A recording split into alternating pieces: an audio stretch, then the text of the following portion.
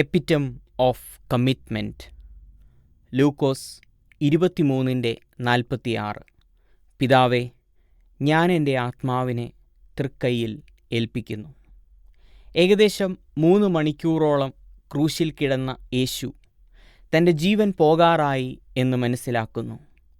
പലപ്പോഴും ആരെങ്കിലും മരിക്കുമ്പോൾ ആളുകൾ ചോദിക്കാറുണ്ട്, ആ വ്യക്തി അവസാനമായി എന്തെങ്കിലും പറഞ്ഞോ എന്ന്. യേശു പറഞ്ഞ അവസാന വാക്കുകളാണ് നാം വായിച്ചു കേട്ടത്. ഇത് സങ്കീർത്തനങ്ങൾ 31:5 നമുക്ക് കാണാൻ സാധിക്കും. Into your hand I commit my spirit. യഹൂദ കുഞ്ഞുങ്ങൾ രാത്രി ഉറങ്ങാൻ കിടക്കുന്നതിന് മുമ്പ് പ്രാർത്ഥിക്കുന്ന ഒരു പ്രാർത്ഥന കൂടെയാണ് ഇത്.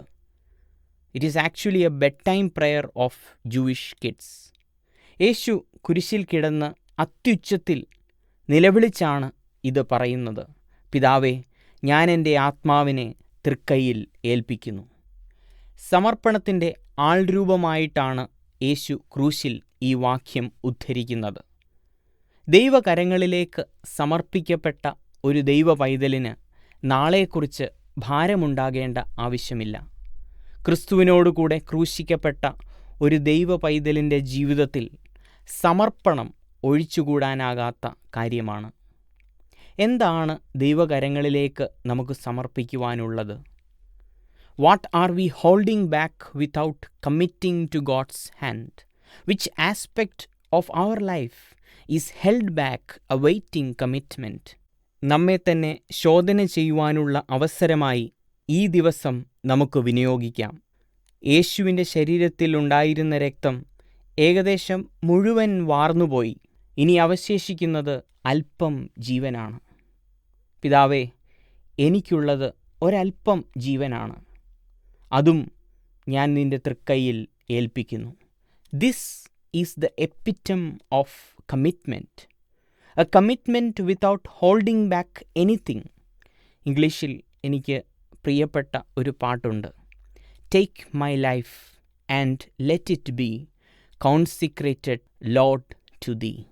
ദൈവമേ, നിനക്കായി വേർതിരിക്കപ്പെട്ടതായ എൻ്റെ ഈ ജീവൻ നീ എടുത്തുപയോഗിക്കണമേ.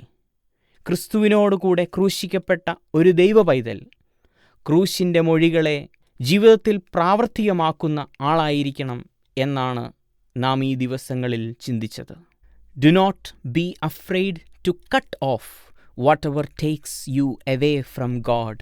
അത് കൂട്ടുകാരാകാം, തിരക്കുള്ള ജോലിയാകാം, സമ്പത്താകാം, സോഷ്യൽ മീഡിയ ആകാം. ദൈവത്തിൽ നിന്ന് നമ്മെ അകറ്റുന്നതാണെങ്കിൽ അതിനെ ഉപേക്ഷിക്കുവാൻ മടിക്കരുതേ. അങ്ങനെ നമുക്ക് ആവശ്യമുള്ളത് എങ്കിലും ദൈവത്തോട് കൂടുതൽ അടുക്കുവാൻ വേണ്ടി നാം അത് ഉപേക്ഷിക്കുമ്പോൾ അത് നമ്മുടെ ജീവിതത്തിൽ ക്രൂശായി മാറുന്നു, സഹനമായി മാറുന്നു. ദൈവത്തേക്കാൾ മൂല്യമുള്ളതല്ല ഈ ലോകത്തിൽ വേറൊന്നും എന്ന് ഓർക്കണമേ. പിതാവേ, ഞാൻ എൻ്റെ ആത്മാവിനെ തൃക്കൈയിൽ ഏൽപ്പിക്കുന്നു. ആമീൻ.